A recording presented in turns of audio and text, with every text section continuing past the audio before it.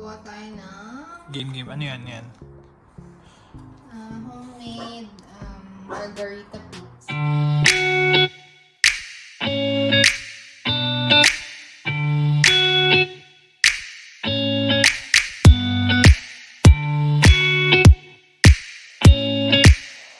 Oy, homemade margarita pizza. Using naan bread, garlic naan. Wala tayong pizza crust, so ganito na lang. Oo, para mas madali, no? Gamit tayong olive oil, Olive oil. onion, ay garlic pala, garlic, cheese, tsaka Anong cheese yan? kahit ano, cheddar. Cheddar. Depende sa trip mong cheese. Tapos tomato. Tomato, sliced. Yeah. Siyempre, huwag niyong kakalimutan na balatan yan, di ba? Gano'ng karami?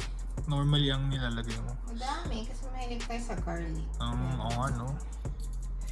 Kanya-kanya naman yan. So, kung ayaw ng garlic, hindi huwag kayo mag-garlic. Pero kami, may kami sa garlic. Yes. Meron pa nga kaming ito. Garlic powder. Yan. Pero ito, natural garlic. So, ano na yan? Ito, kailangan mong slice. Finely chop. Finely chop. Much as you can. Kasi tayong chopper. Pa. So, alam na kung saan, anong gagawin. Ang hassle naman yan. Bilhin na lang tayo sa Amazon, yung chopper. Ayan. Anong kailangan mo? Garlic chopper po. Hirap ba? Try mo kaya. Grabe, pagkakadice naman yan. Pero masarap yan, no? Pag na-air fry. Air fry. Okay. Ano next na gagawin? So, yan. Kalat natin yung Spread natin dyan. garlic. Ay, na bahala. Mahilig Gano'n kasi pala. kami sa garlic, so Ingin na natin. naman ni Austin.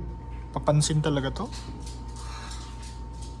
Ito yung diced garlic. So, i-spread mo, di ba?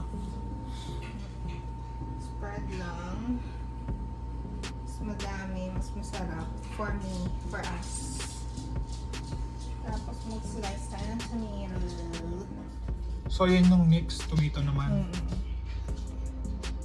Ganun kaliliit. Ikaw na bahala. Parents nyo rin So, yan. nalagay mo din yan. I-discover ni chef to. Lagay. Healthy to. No? Vegetarian. Okay, lagyan natin ng cheese. Cheese. Yan. Mahilig din kami sa cheese. Yan. Parang ano yan, yan yung magpapalasa, no?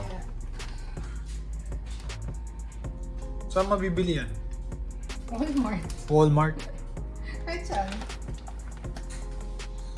Yan, dadamihin yan ng cheese. Mahilig si Leslie sa cheese. So, tatlong ganyan gagawin natin. Oo, dalawa sa'yo. Dalawa sa akin. Kasi yung isa bitin eh.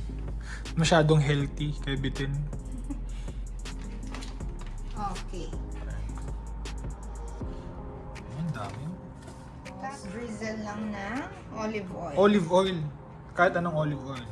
Pero ito, garlic olive oil din. Garlic olive oil din. Konti lang. May aftertaste kasi siya na masarap. Okay. Tapos, Lagay na natin sa air fryer. air fry natin ang Anong setting? ang setting niya is natin sa 400 mga 6 minutes. 406 400 minutes. Fahrenheit. Di ba? Fries. Oh, pero basta 400 Fahrenheit, then 6 minutes. Yan. So, wait lang natin. Hintayin natin. Tapos gagawin pa ni Leslie yan. Okay, 6 minutes. So, medyo toasted siya. Bawasan natin yung next. 5 minutes. Try natin 5. Oh, yun. Lalabas nila. Oh! Sarap yan. Akin yan kung toast. Para siyang, pizza. So, next naman, drizzle ulit tayo. Tapos na pala ni Leslie yung dalawang batch. Okay. Ilagay ulit tayo. Dahan-dahan, mainit. Hindi pa namin alam gamitin to eh. Yung ito. Yun siya baba, oven. Di pa namin, alam mo naman, ignorante pa. Next time. Next time. This year. Ito yung unang tinost ni Nestle. So ito up close, yun yung result. Resulta nung pag-air-fry niya. Sarap to guys. Sa akin to. Medyo gusto ko ng toast. Ito na yung pangalawa. 5 minutes. Ito yung 5 minutes na time. Ito yung 6 minutes.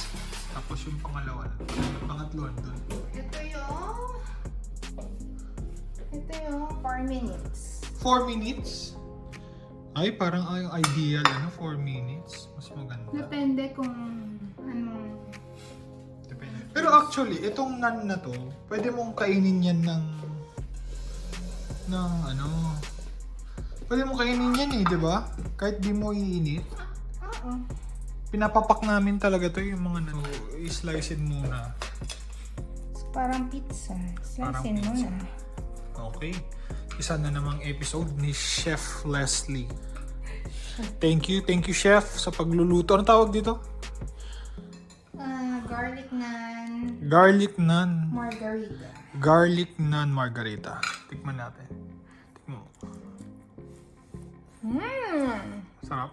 Siyempre, ikaw nagluto. Sarap. Yummy. Yan. Garlicky and cheesy. Thank you.